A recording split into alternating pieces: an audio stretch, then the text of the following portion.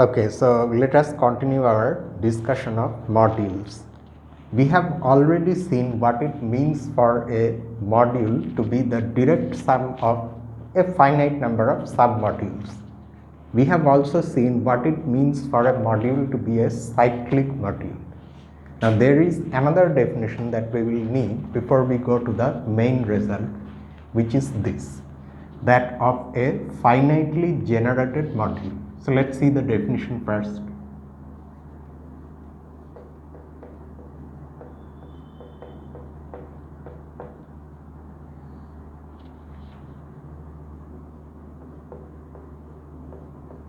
An R module, where R of course is a ring, M is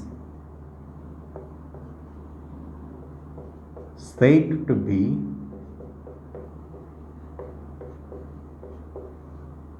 finitely generated if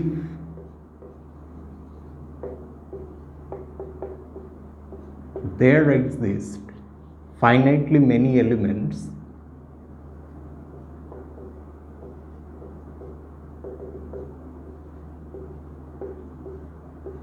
in M such that every element M in the module is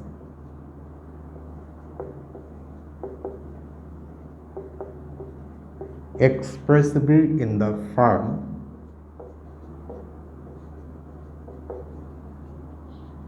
this: R1A1 plus R2A2 and like that Rn comma, where the Ri's, the coefficients, are of course coming from the ring R. So it's a pretty straightforward notion. M is called finitely generated if finitely many elements generate M in this sense. In other words, if these elements, we can put it this way also. Because of a lack of any proper terminology, we can say that there exist finitely many elements in M which span M. Although actually we cannot say that because it's not a vector space, it's just a module. But still, analogous to the terminology that we have seen in vector spaces, we can say so, that every element in M is a linear combination of only these elements with coefficients coming from the underlying ring. If this happens, then we say that M is a finitely generated module. Okay, and now we come to, having seen all these definitions, now we come to our main theorem, which is this.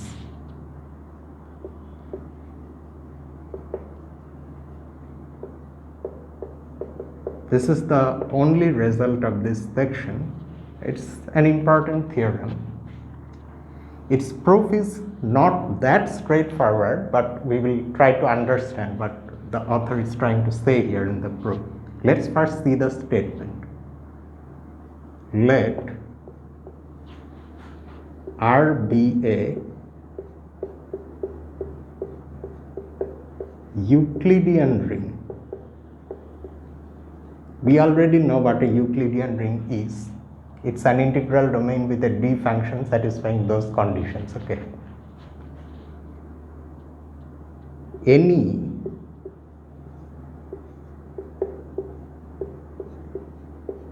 finitely generated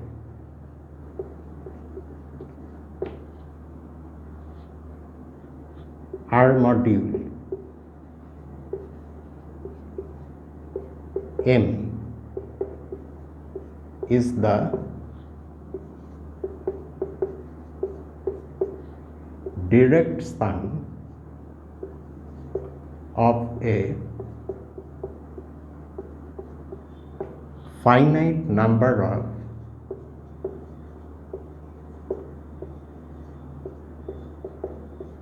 cyclic submodules.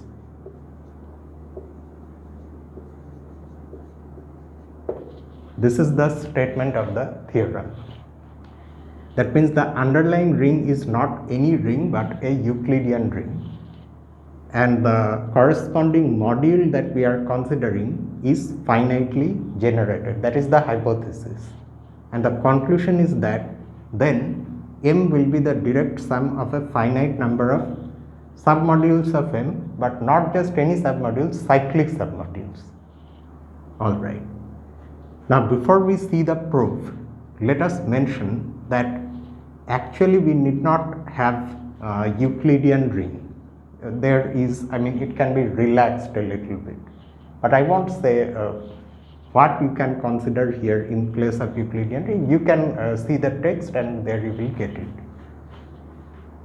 But that is not our concern, because we won't need that kind of generalization. This will be enough for us. And let us now see the proof.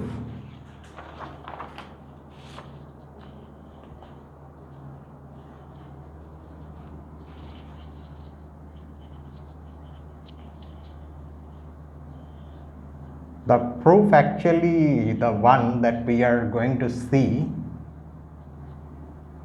does not consider any Euclidean ring as the underlying ring of scalars, you may say, but rather the ring of integers. Of course, that is not the general case, but the general case in fact is more or less just like this special case, where in place of R you have the ring of integers, which is of course also a Euclidean ring, the simplest example. So that is one simplification that we are going to follow. However, but before we start the proof, let's see the meaning of this hypothesis and conclusion. We already know what they mean, but let's just see them once more, what they actually mean. What does it mean when we say that M is finitely generated? Again, so that means I am going to repeat the definition. It means that there are finitely many elements in M such that if we choose any element M in M whatsoever, M is expressible as a linear combination of these AIs with coefficients coming from our underlying ring R. Okay, where the AIs are coming from R. However, what is the conclusion? The conclusion says that M is the direct sum of a finite number of cyclic submodules. That again ultimately means that there exist finitely many elements in M such that if we choose any element of M, then that element is expressible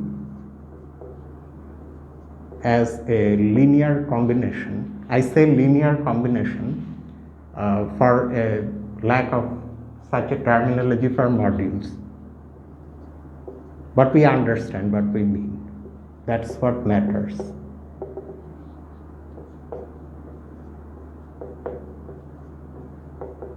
With the SIs again coming from R, but there is there is something else also here.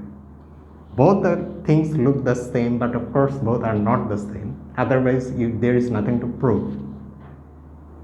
Here, there is a uniqueness aspect to this form of M. So what we are saying, M being the direct sum of finitely many cyclic submodules means that there exist finitely many elements in M such that any element of M is expressible in this form, and this expression is unique. But this uniqueness itself has its own meaning. That also must be understood. Okay. Now let's come to that. What do we actually mean here when we say unique? Let's see.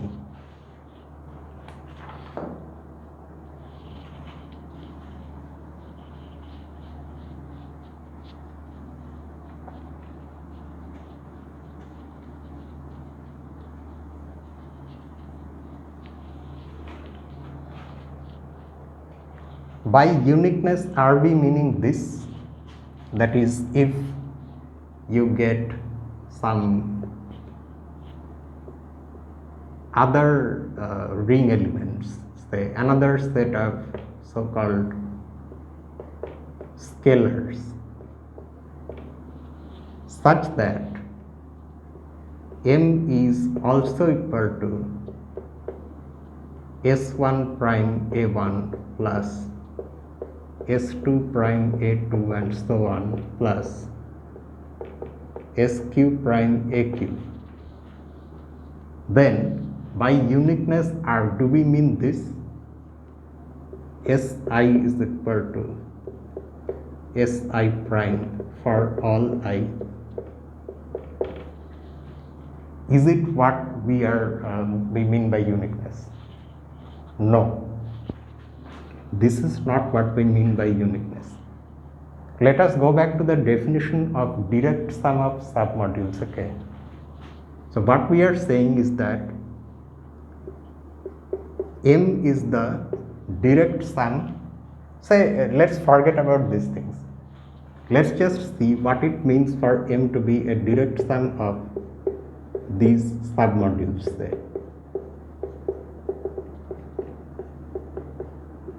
To denote the fact that this is a direct sum, let's just borrow the notation from vector space theory and write like this. It means that every element in M, first of all, is expressible as a sum of elements coming from these submodules in this sense, where each Mi is coming from the submodule Mi. And by uniqueness here, we mean that if this same M is also expressible as another such sum, where each Mi prime is again coming from Mi, then Mi is equal to Mi prime for each I. This is what happens when we have a direct sum. But then why are we saying that we won't have this? That's because, let's see the situation here. Do you get why we are getting elements like this? Because the modules have to be cyclic. That's because you imagine in place of these MIs, you imagine here also say Mi to be the cyclic submodule generated by Bi, so that any element in Mi will be a multiple of Bi by definition of a cyclic module. And that's why the Mi's that you see here look like this now. For example, in any element in M1 is a multiple of B1, of course by some ring element. Like that, any element in M2 is a multiple of B2, any element in MQ is a multiple of BQ. So that's why this is not, this won't give us the uniqueness. We want this kind of uniqueness, and for that we will have this instead.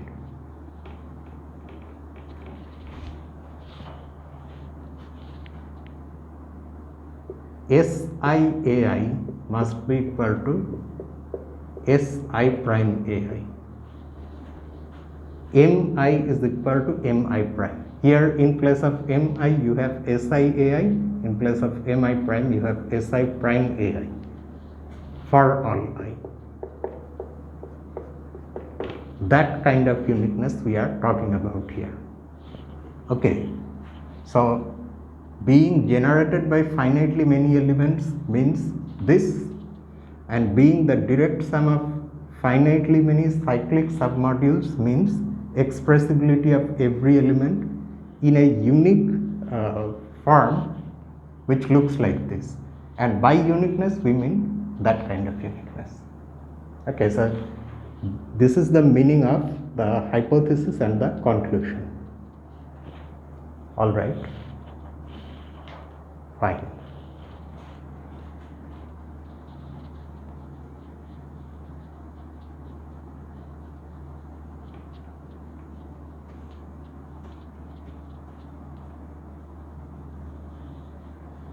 So now the situation is this: we have our M.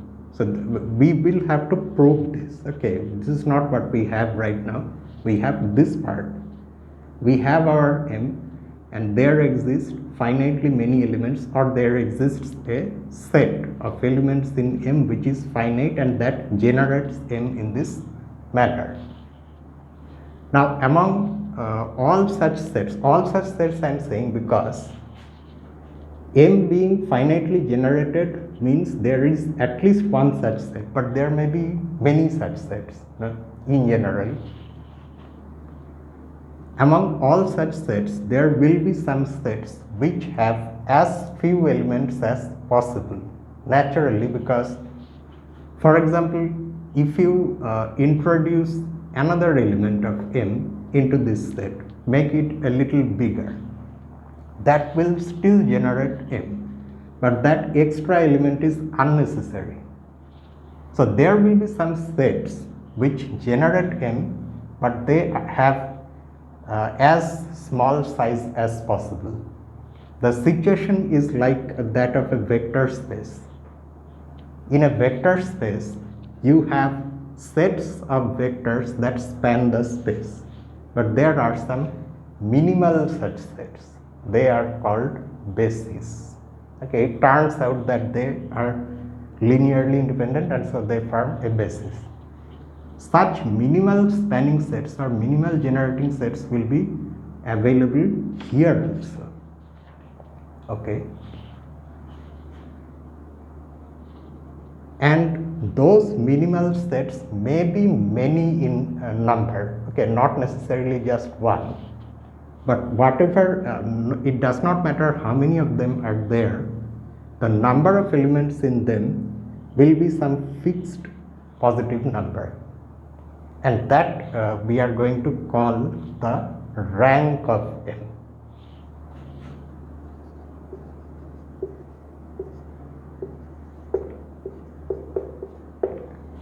So you can think of rank as playing the role of the dimension of a finite dimensional vector space. The dimension of a vector space is the number of elements in a basis, which is a minimal generating set. Here also, the rank of M is the number of elements in a minimal generating set. Okay.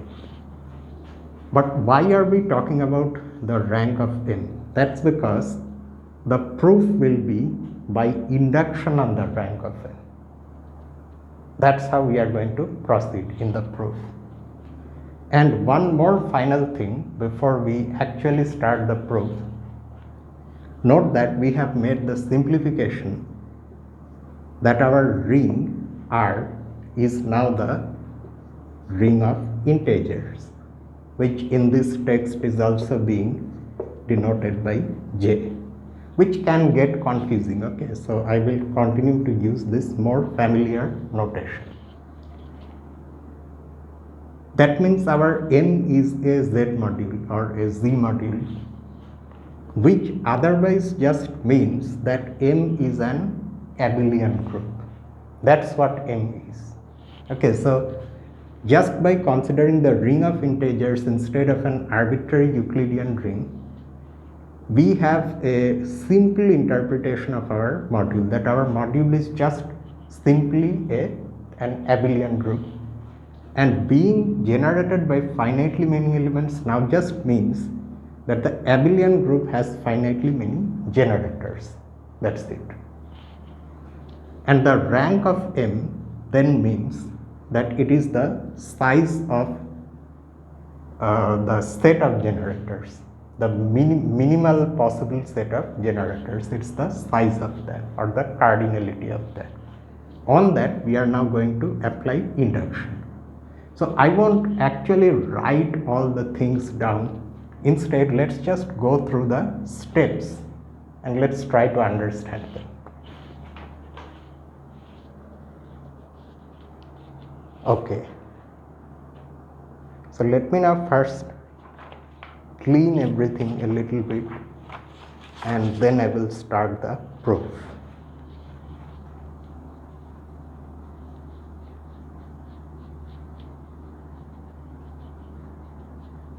Some parts of the proof will be a little confusing in the sense that we won't at first understand why we are considering something, but after going through the proof we will understand, of course.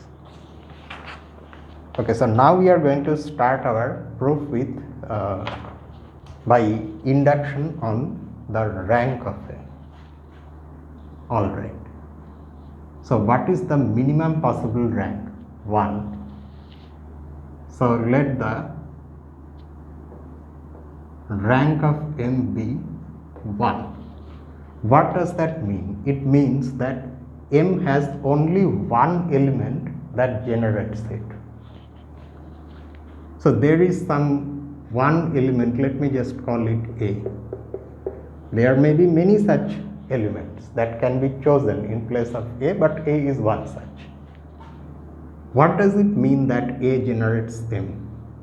Usual meaning, if you take any element M in M, then M is expressible in the form Ra.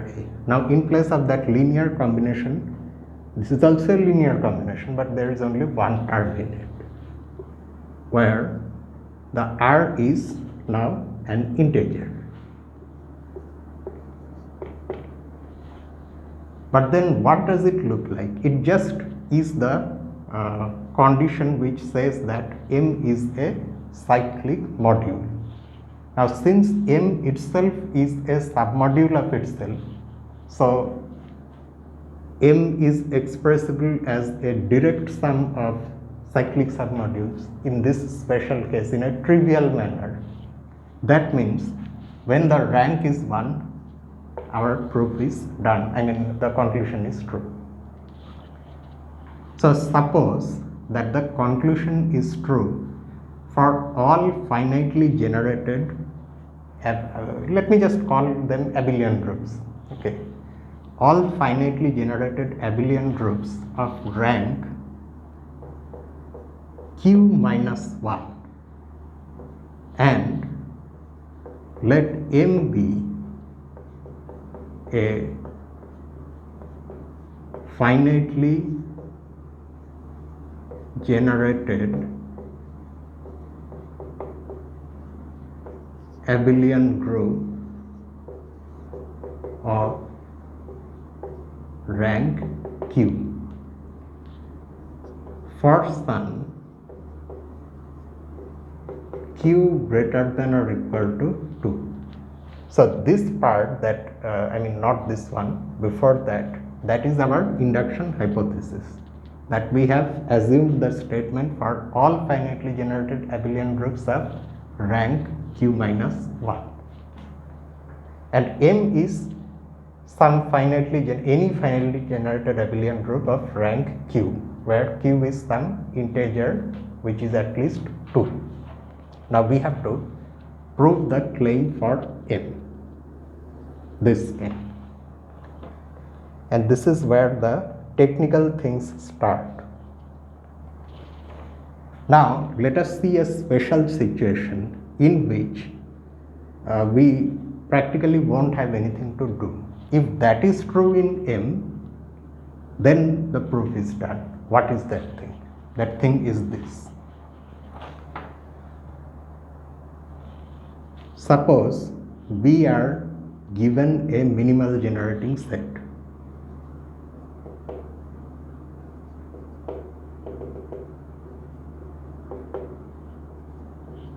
In M. Now this set has a special property. All of these things are conditional, okay. If this happens, then we are seeing what is the consequence. But then we will have to also see the negation. If it does not happen, then what? And that special property this set possesses is this, that whenever these are integers such that this linear combination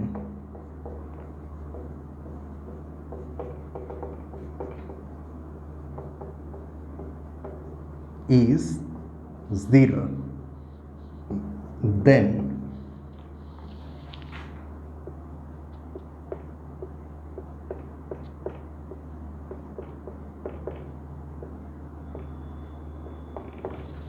each term is equal to 0. If this happens, then M is the direct sum of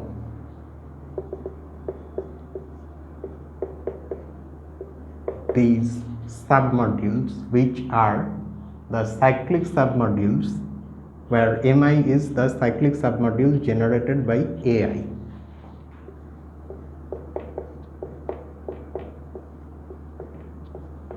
I am using all the notations from group theory, vector space, everything, okay, analogously. Although we haven't defined these things for modules, but you understand what I mean. But there is a question, how? How is it that if this condition is true, then M is the direct sum of these cyclic submodules? Let us see. M is, of course, the sum of these submodules.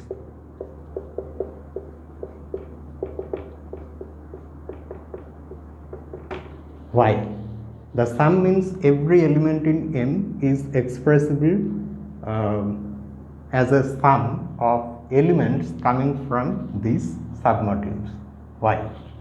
That's because it's already given that this set generates M.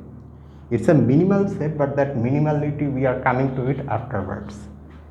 And generating M means what? If you take any element M in M, then from the definition of generation, M can be written like this.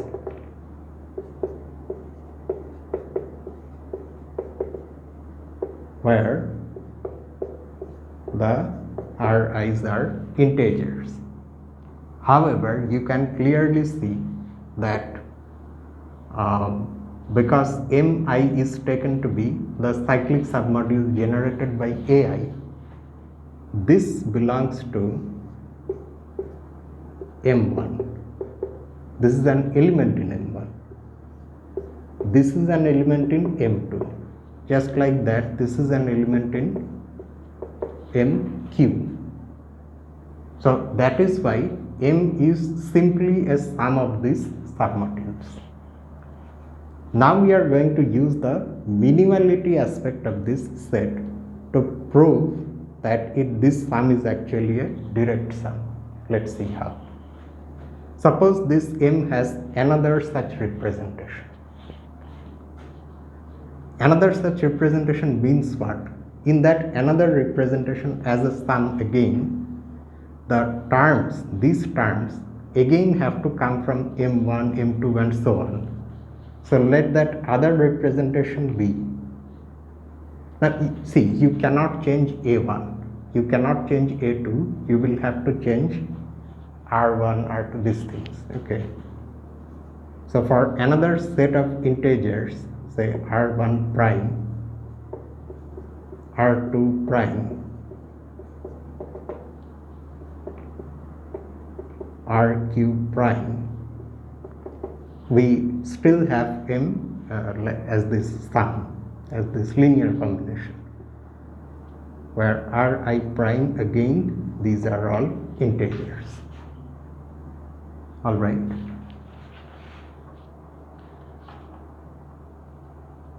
But then what are we getting?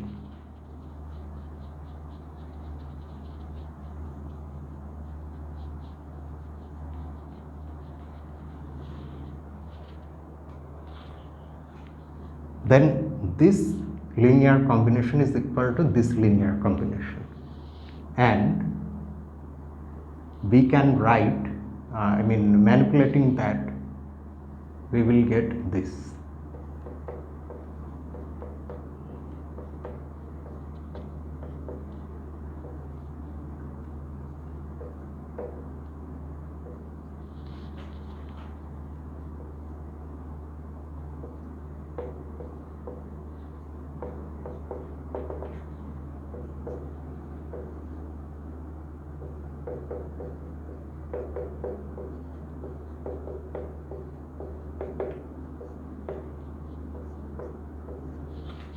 Okay, so such a linear combination is, well, right now we can't say linear combination, but this sum is 0.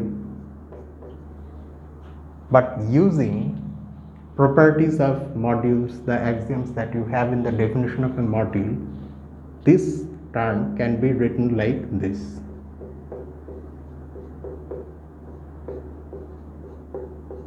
The second one accordingly equals this, and let me keep this part intact for now, okay.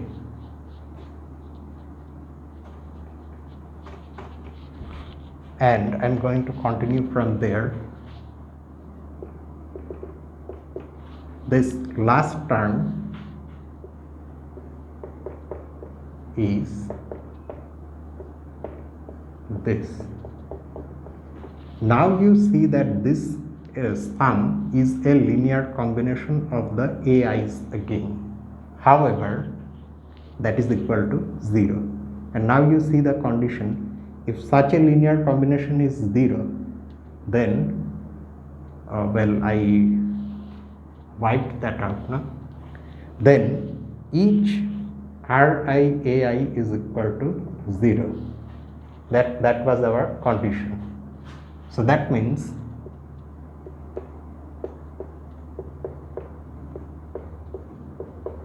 this will then be equal to 0 for each I, which just means that this is equal to 0, which means this is equal to this.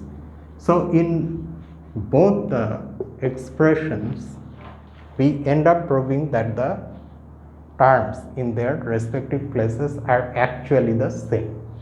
So that is the kind of uniqueness we want, to be able to conclude that M as a sum of these mi's is in fact a direct sum. But then that's it.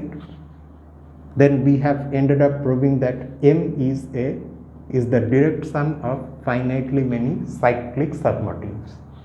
However, only if there is such a minimal generating set of M with this property. If you get such a set in M, then your job is done. But what happens if we don't get? So now that story starts.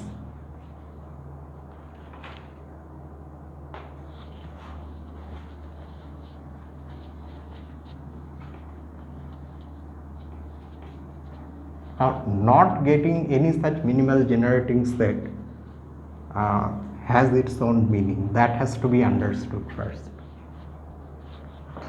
Say this is not possible. okay, which simply means this, that for any minimal generating set,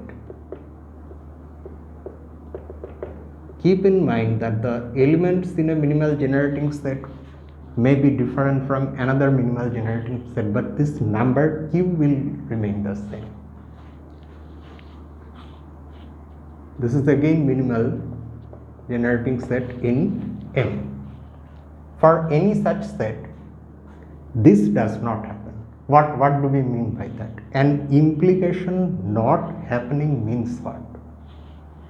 An implication can fail only in precisely one way. An implication has two parts, the antecedent and the what is this called? Antecedent and precedent, I think. There is of course another way of saying these things. This is called hypothesis and this is called conclusion of the implication. An implication can fail only when the hypothesis is true but the conclusion is false. And not being able to find any such minimal generating set means that for every minimal generating set in M, this is going to be the case, that the hypothesis is true but the conclusion is false. However, still there is something even more which needs to be considered. Do you see actually what we had here? For any set of integers, if this is true, then all of these terms are 0. That's what we had, right? So now, for in other words, this, for every set of integers, if this hypothesis is true, then the conclusion is true. That's what we had there. So that means now we will get at least one set of integers.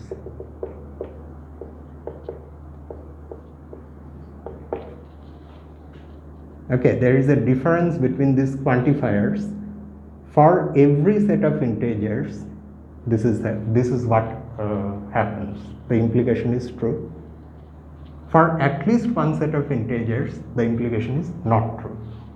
That means we will find one such set of integers for which this linear combination is 0. Oh, sorry, B. We no longer have A.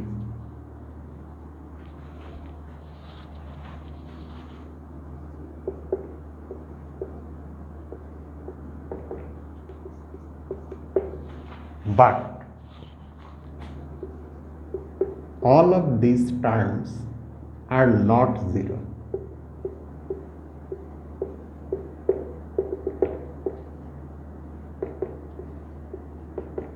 Are not all 0.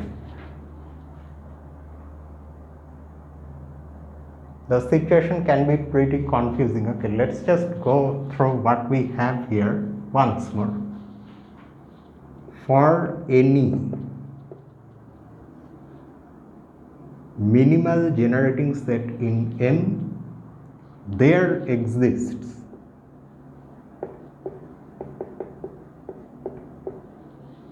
at least one such set of integers for which this linear combination is 0, but these are not all 0. Okay, which means what? It means that at least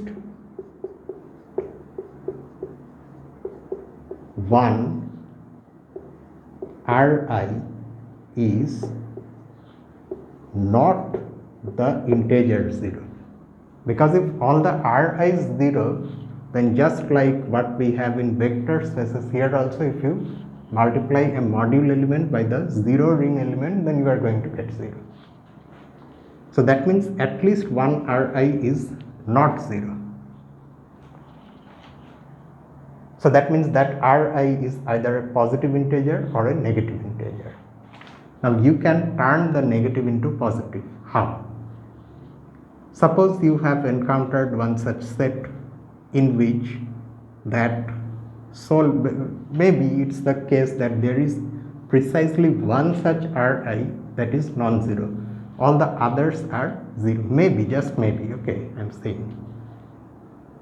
But that is negative. So what you do, you multiply this expression on both sides by -1 and use the usual module loss. In fact, you need not go to modules also. Right now we are in an abelian group. You multiply by minus on both sides and use the rules of exponents in the abelian group M. That will turn that whatever negative integer you have encountered here, which is not zero, it will turn that into positive. In other words, for any such minimal generating set, we are getting a set of integers for which this linear combination is zero, not all the sums in which are zero, and as a result there is a non-zero integer, but that is actually positive. Okay. If it is not positive, it can be turned into a positive integer in that way. Alright. Now what you do this to any such minimal generating set. So for every such minimal generating set, you are getting positive integers, and there may not be just one such positive integer, there may be more than one. You collect all of them. These are generating sets in M, right? Maybe there are many and they are minimal, so this is your M. This is one minimal generating set having some key elements. This is maybe another. They need not be disjoint also, okay.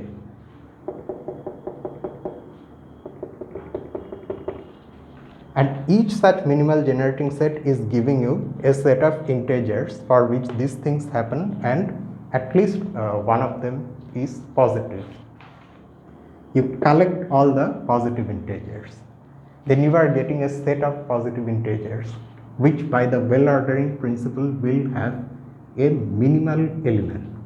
So from all of these and the resulting positive integers, we will get a least positive integer that will appear in such linear combinations, okay, and that will be the smallest positive integer in this whole situation among all such linear combinations arising from these minimal generating sets. How many there are, okay, maybe infinitely many, we don't know, it does not matter. And that smallest positive integer, say we call it S1. Don't lose track of things, okay. Follow carefully, and it's nearly impossible to understand this at one go. You will probably have to go through it 3 or 4 times, then only you will get the whole picture. But let's just continue. So that smallest positive integer is the S1. So S1 must have arisen from some, at least one minimal generating set. Let that minimal generating set be this.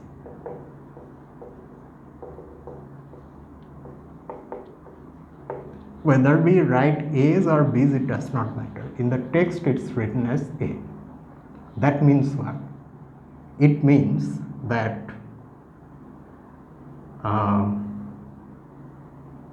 well, we are calling it S1. I don't want to use some other notation, I mean a notation that is not used in the text, because then things will get extremely confusing. Okay. And say the situation is like this.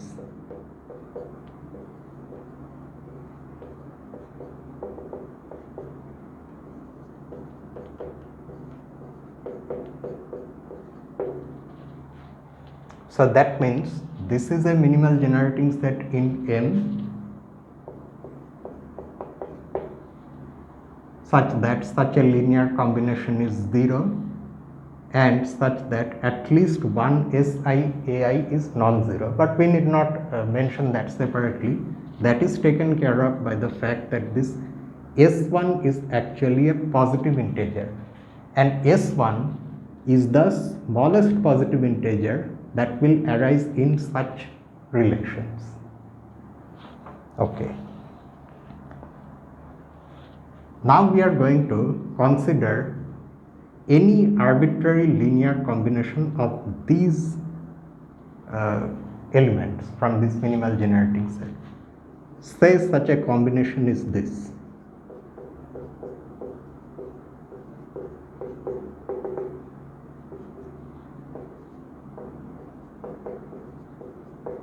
Where these Ri's of course are integers. The claim now is that S1 divides R1. Let's see how. Because R1 and S1 are both integers and S1 is a positive integer, you can apply the division algorithm or the Euclidean algorithm, whatever you may want to call it, and write R1 as M times S1 plus T, where M is your quotient and T is your remainder, so that T is non-negative and less than S1. Okay. Now what you do, you can now use this to prove that T is equal to 0. You can use the minimality of S1 to prove that.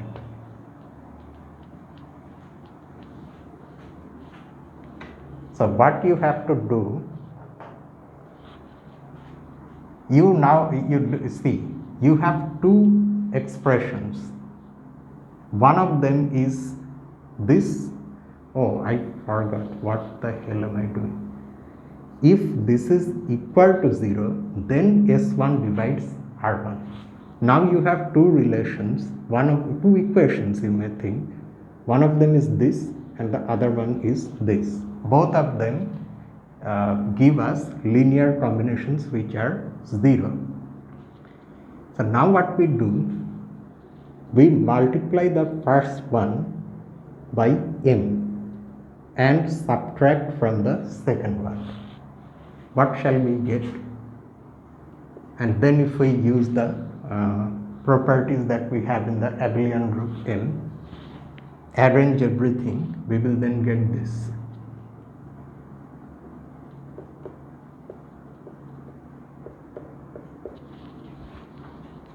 R1 minus MS1, R2 minus MS2 A2, like that it will go, plus RQ minus MSQ AQ. The right hand side of course is 0, but this R1 minus MS1 is T.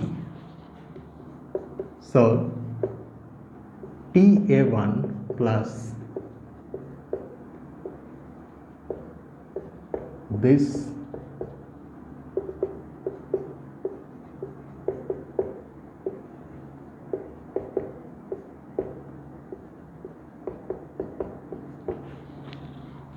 So you see that you have again got a linear combination of these AIs with integer coefficients, of course. Alright, now among those coefficients you have this T as the coefficient of A1. Now if it happens that T is positive, then you have got one such combination which becomes 0 and which has a positive coefficient, positive integer coefficient. However, that is less than S1, and that would contradict the minimality of S1 as the smallest such positive coefficient, and that cannot happen. So that's why t cannot be positive. Minimality of S1 forces t to be equal to 0. But if the remainder is 0, then of course S1 divides R1 and our claim has been proved in that way. That is one thing. Okay. Another claim is that S1 divides the other Si's, including itself, of course. The first one, of course, S1 dividing S1 need not be shown. That is trivial. But for the other values of I also, S1 divides Si. Let's see what happens if we suppose that S1 does not divide S2, say. Then you have this argument. Just like we can divide R1 by S1, we can also divide S2 by S1. If we do that, you will then get again some quotient M, M2 actually, let's write M2, S1 plus T. Let's call the remainder T itself.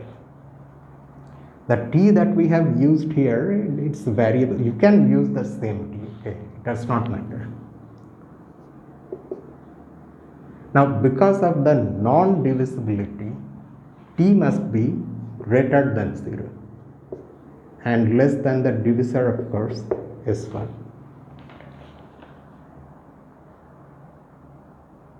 And now we cannot proceed like this. Now we have to consider something else. Now you consider these elements. A1 prime, a new element, okay, and that new element is A1 plus M2 A2, A2, A3, all the way up to AQ. Let us consider this new set of elements in M under all these things. This set, just like this set, also generates M. Why? Because this set generates A1. How? You just consider A1 prime minus M2 A2 and consider the coefficients of the other elements 0. That will give you A1, but already the set possesses the other AIs, so ultimately it again generates M. Okay, this generates M, and note that it also has Q elements 1, 2, 3 and all the way up to Q. But now what can we do with this set?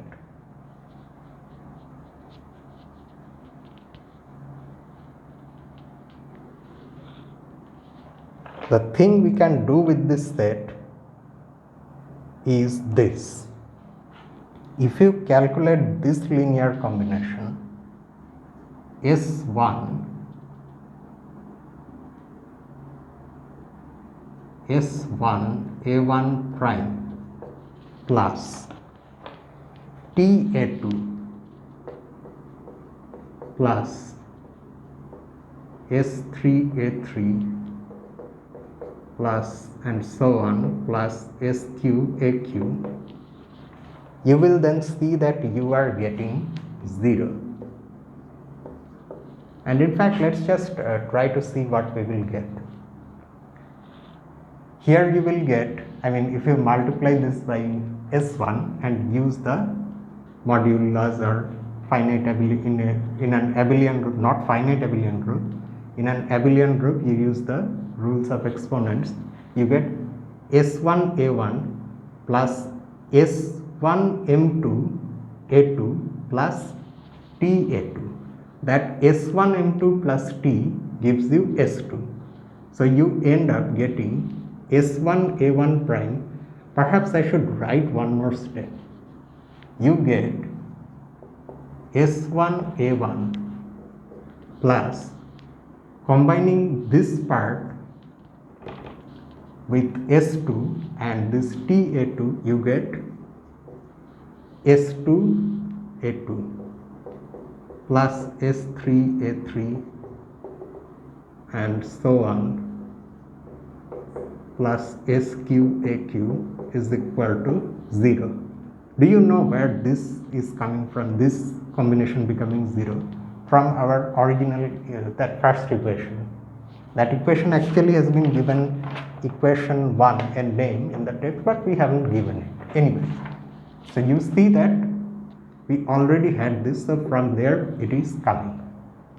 But now what are you getting? You are getting again a linear combination that is 0. Again, a minimal linear combination in the sense of using only Q elements, Q module elements. However, in that combination now you see that S1 is no longer the smallest positive coefficient that is appearing. A smaller one T is there. That again contradicts the minimality of S1, and this contradiction has arisen from this erroneous supposition, which thus is false. That means S1 has to divide S2. And in a similar manner, one can prove that S1 also divides the other SIs.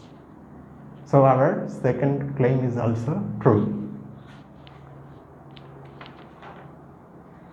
The way I have written the things here may be extremely confusing, but at least you understood the steps.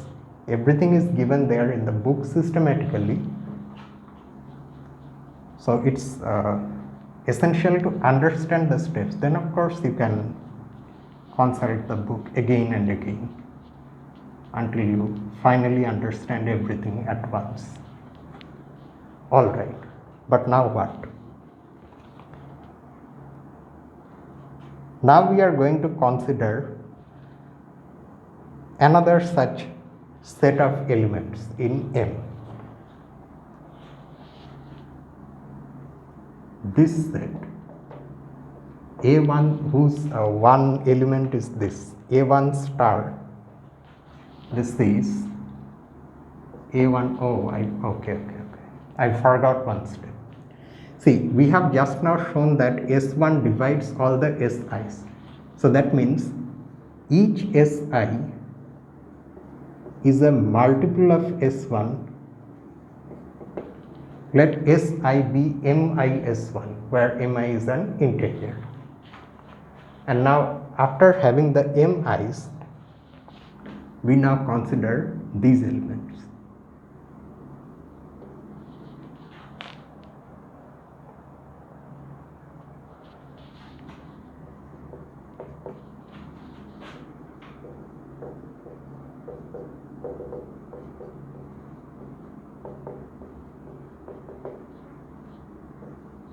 A2, A3, this set in M.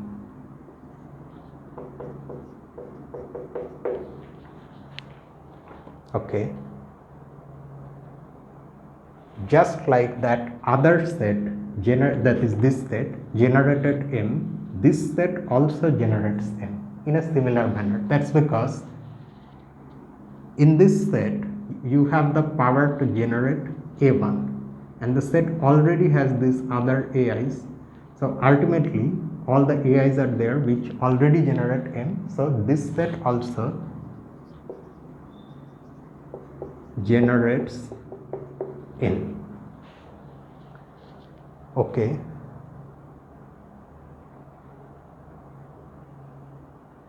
Now let us see what happens if we multiply A1 star by S1. You get S1 A1 plus S1 M2 or M2 S1, because after all these are integers, no? So you can write them in any order. Product of integers is commutative. M3 S1 A3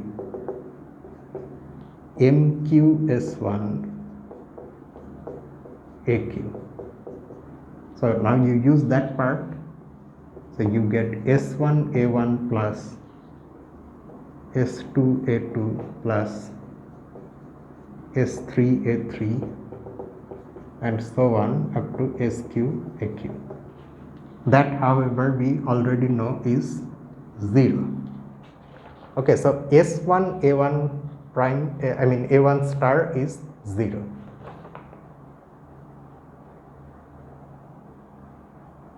Okay. Now we are going to consider a general linear combination of these elements, of the elements in this set.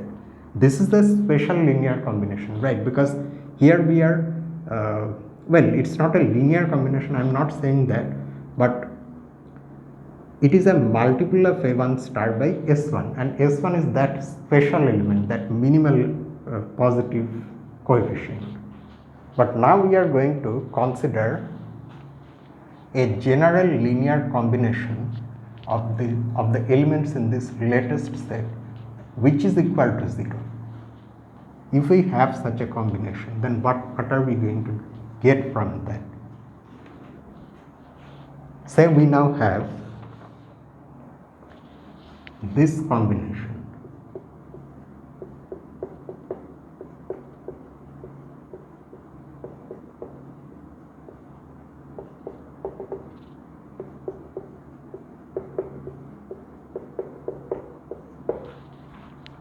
Suppose this is equal to 0. Now what you can do, of course, is that you can substitute this expression for A1 star and then do your calculation. Ultimately, you will get a linear combination of the AIs, right, in which the coefficient of A1 will be R1. You can see that clearly. Multiplying A1 star by R1 means R1 A1 plus other things. Those other things can be given to these corresponding terms. Okay. And finally, you are again going to get a linear combination of the ordinary AIs in which the starting will be like this after you make the substitution and do all the necessary calculations.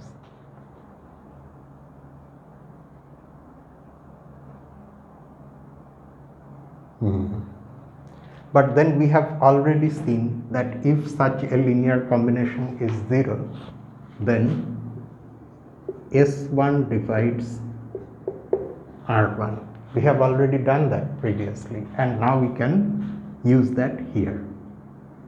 But then what do we get if we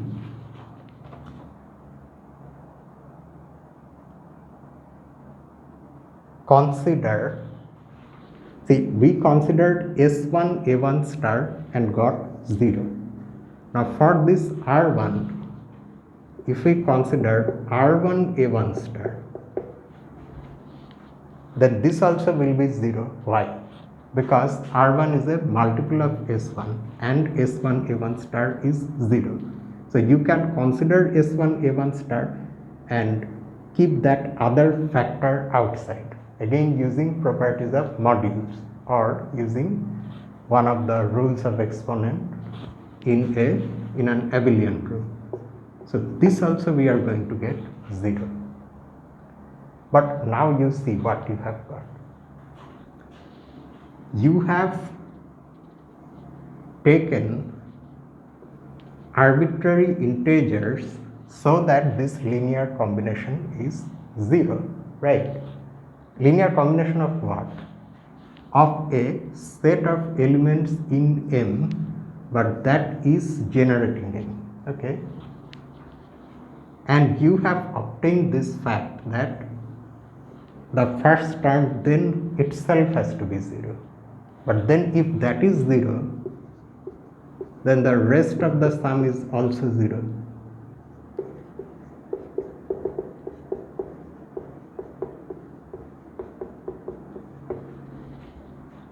Alright. Now suppose M1 is the cyclic submodule generated by A1 star and M2 is the finitely generated module generated by these elements, the A2, A3, the remaining AIs. Then what we have just now shown is that they intersect trivially.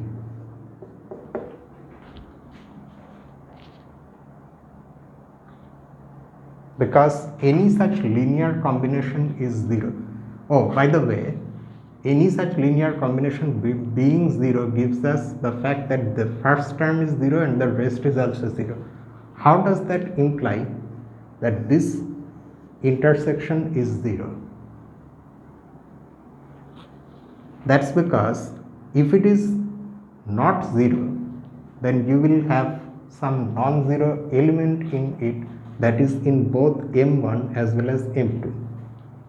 Being an element in M1, it will be of this form, some multiple of A1 star. At the same time, being an element in M2, that same element will be such a sum. And from that equality, you will get such an equation, such a sum being 0. But that would imply that this is 0 and this is 0. In other words, that chosen element has to be 0. Okay, so you cannot choose a non-zero element in the intersection. It must be 0. But at the same time, M is a sum of these two. Why? Because A1 star generates M1 and the other, what have we written here, A3, and the other AIs generate M2, but we already know that this set generates M, so together they generate M. And combining these two things, we of course get just like vector spaces that M is the direct sum of M1 and M2. However, what is the rank of M2? Because M2 is being generated by Q minus 1 elements. So its rank is at most Q minus 1. This part is just like vector spaces and dimensions.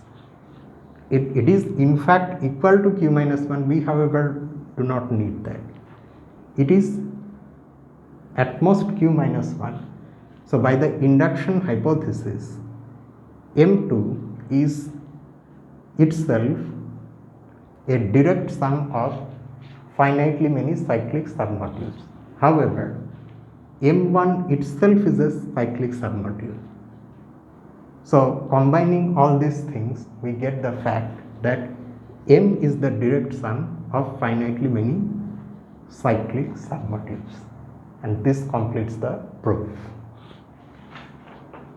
Now the proof, of course, we have done only for the ring of integers.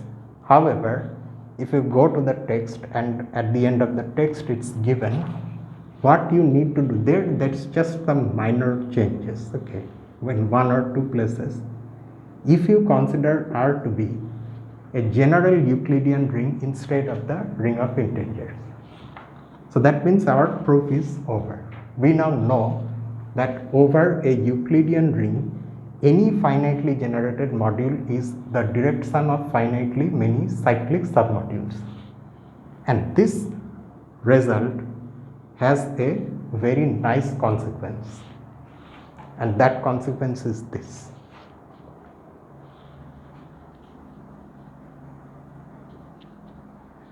It is given as a corollary in the text, but I won't state it formally. It is something that we already know, either know from group theory or we haven't yet got. It is the fundamental theorem of finite abelian groups. So what this theorem is stating, in fact that's what we have proved also. We have worked with an abelian group only, which is finitely generated. We have proved that such an abelian group is the direct sum or direct product, whatever you may call it, because the group is abelian, we can say sum. Direct sum of finitely many cyclic submodules, but in this present case that just becomes cyclic subgroup. So any finitely generated abelian group is the direct product of cyclic subgroups. And a special case of even that says that any finite abelian group is the direct product of finitely many cyclic subgroups. Our original abelian group need not be finite, but only needs to be finitely generated. Okay, it may itself be infinite, that is okay, but even in that case we have got the decomposition of M in that fashion. And the case for finite abelian groups is a special case of even that. And this result we are going to prove in the final section of group theory using group theoretic techniques. Okay, not like this. This however is more advanced. We have got this before that itself. But anyway, this concludes the section itself, and in the next module update we will start solving the exercises. And I will end the video of course now here itself. Our next update is this coming Friday, and on Friday let's go back to group theory from Herstein. So see you on Friday. Until then, this is me, Lucifer, from a mathematical room. Have a nice night.